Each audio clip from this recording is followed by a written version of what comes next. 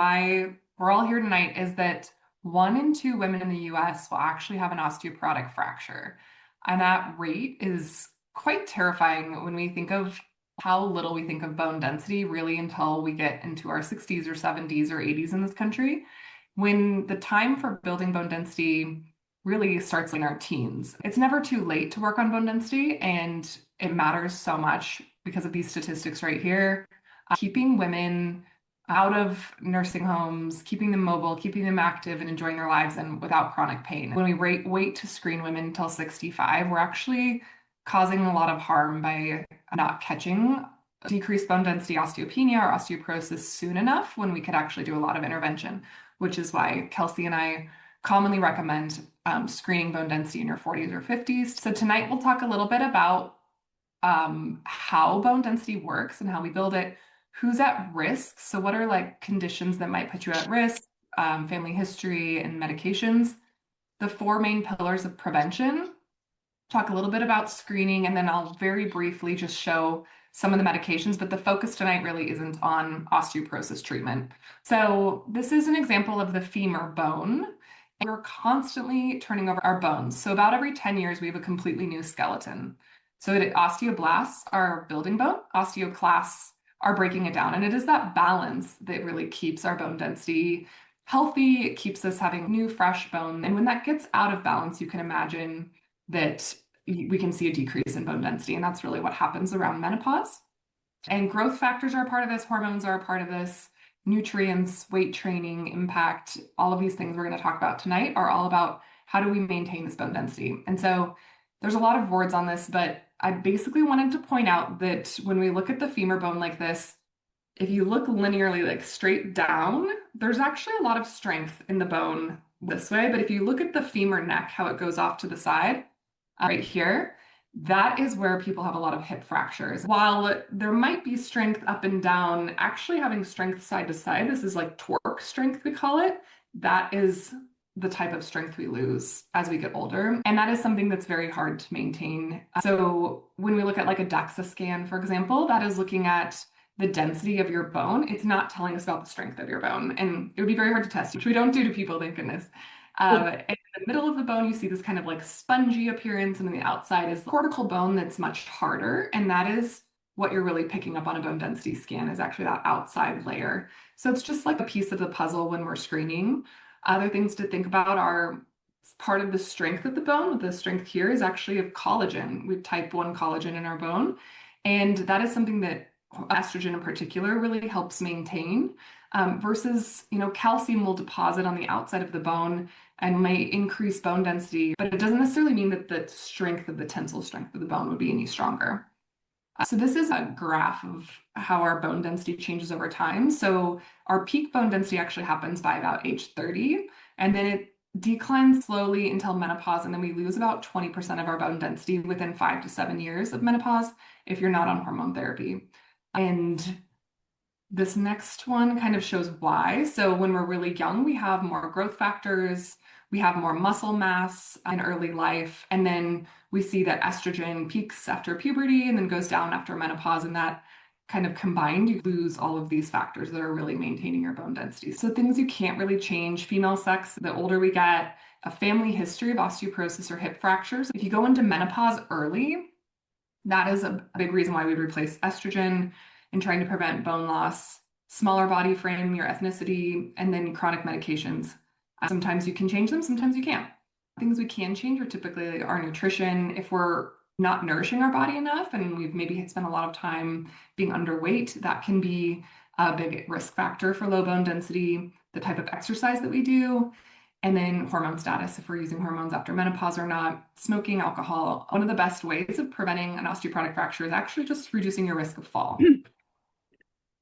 Medical conditions we think about are diabetes, early menopause, inflammatory conditions like rheumatoid arthritis.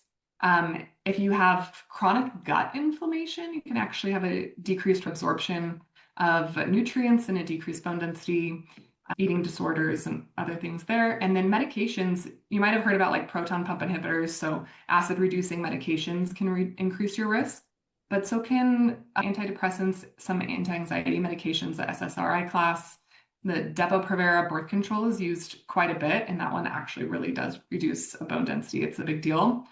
And there are a lot of other options. We shouldn't really be using that. Being on too much thyroid hormone. And then there's things that people can't typically help. Being on steroids because of chronic inflammation or cancer treatment can also increase your risks. So the main pillars of health we're going to talk about are movement, which Dr. Jamie is going to mostly focus on. I just have a very short amount of information for you. And we'll talk a little about nourishment, balancing hormones, and about screening.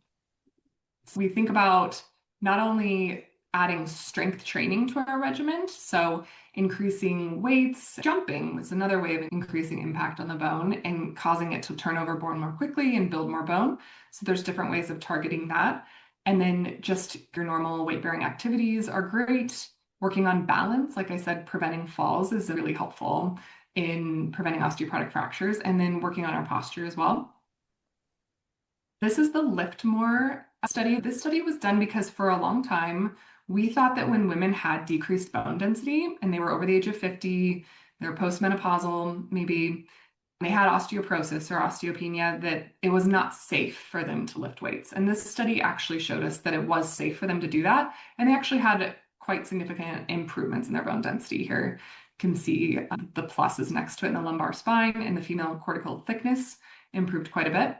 And so this was a really cool study that taught us that, yes, it's never too late. We have someone here tonight who told us their 103-year-old mother-in-law is lifting weights. It's so cool. And we just always recommend that this is done in a supervised and individualized way to prevent injury, but it can be done.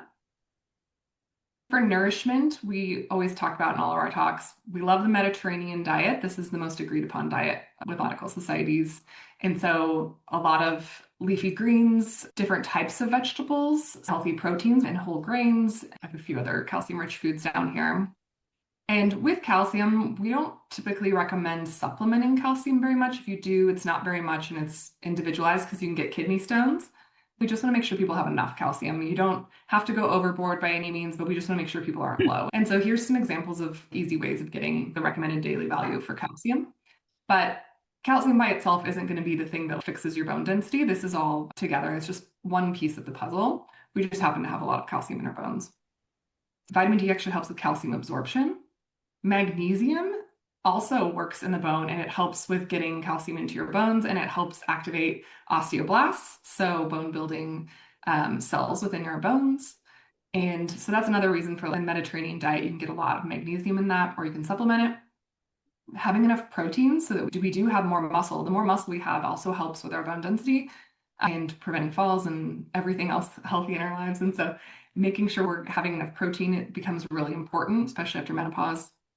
Vitamin K2 has some evidence with bone density as well and calcium binding within the bone. So sometimes these supplements will all be combined into one. And then collagen peptides, there is some evidence for something called Fortibone, which is a type 1 collagen peptide that has been studied and showed improved bone density. And there's a product called AlgaCal that I recommend a lot that has the 4 main studied collagen peptides. And I would say for collagen peptides, I don't typically recommend it unless somebody does have osteopenia or osteoporosis, or if they're postmenopausal. So all of these are really individualized, but just an idea of the main things that people are supplementing around this. And then things to watch out for are if you actually have too much salt, you'll lose more calcium into your urine. So we want to be a little careful. A lot of people are doing electrolyte hydration all day, every day. And I hadn't really thought about this until I was making the presentation. I was like, oh my gosh, I have so many friends who are taking these like massive doses of sodium every day now with those. Just something to think about. And then too much caffeine, too much alcohol, and tobacco. One of the main players really is estrogen. And so when people replace estrogen, this is actually the only preventative, I'm going to say supplement, but of all of those things I just mentioned, nothing else has actually been shown to reduce fracture risk. When we do add estrogen in a perimenopausal, postmenopausal woman, it reduces their fracture risk by about 30%. Some studies show up to 50%. And so this is huge. Estrogen has so many mechanisms within the bone in stimulating osteoblasts and reducing osteoclasts, so reducing that bone breakdown. It improves our collagen, the type 1 collagen. And so it really is super important with bone density if you're somebody who can have estrogen. And if you can't, it just means we need to work harder on those other things. It also improves both the tensile strength of the bone with that collagen, as well as the bone density on the outside. It's FDA approved for the prevention of osteoporosis. If you already have osteoporosis, we still, at least in our practice, we still use it and we've seen great benefit. It's just that sometimes another medication might be indicated as well. You do need to use it for a long time to see the bone benefits. So there was a long time where they were recommending lowest dose for the shortest amount of time. And really, with bone density, that's not very helpful. So we are titrating estrogen levels to around 50 in a postmenopausal woman to try to get the most bone benefit if they can tolerate it and if that makes sense for them. A recent guideline that came out recommending actually checking serum levels. So if you haven't done that, please follow up. We're happy to do that with you. Once estrogen is stopped, you actually lose your bone density fairly quickly. And within 6 years, you'll go back to where you would have been if you hadn't been on it. So instead of being like, hey, let's stop at 65, in the bone world, we actually think about continuing it further as long as that's okay for that person. And then a lot of people ask about testosterone. There are some mechanisms to why testosterone will improve bone density by itself, but a lot of it is actually through its conversion to estrogen. And then we typically at Ovella Health recommend screening bone density in your 40s or 50s to get a baseline level. And that's really because we want to identify people who are already at a higher risk. So we're asking questions, seeing who's a higher risk, getting bone density scans. And if people just want to know, I think it's great because there are so many ways that we can be proactive in trying to prevent that loss from our 30s on. And the classic kind of primary care answer is no, we can't do it till you're 65. It's literally like $100 test for most places. And then if you ever want to learn more about how to interpret them, this is just a little guide. I'm not going to talk too much about this either, but there are basically two main drugs when you finally have osteoporosis and someone's like, oh, you need to be on treatment. There are anti-reabsorptives. So they're preventing your bone from breaking down. So you're not going to have that bone turnover like we do naturally anymore. And then there's anabolic drugs, and those will cause your bone to build more. And so if you have really severe bone density loss, like very severe osteoporosis, they might do an anabolic first and then they do an anti-reabsorptive. So they want to build and then they want to prevent it from going away. There are various risks with all of these and benefits, and it just really depends. But they do reduce fracture risk by about 30% for a lot of these as well. And for some people, it's a really good option. And then there can be problems if you use them way too long. So you do have to be pretty mindful on how these medications are used. Really, it comes down to prevention, talking to daughters, talking to family members, people who are in their teens and 20s really should know about bone density. We're waiting way too long to talk about this as a society. And so that's kind of why we're here tonight. But I'll kick it over to Jamie now.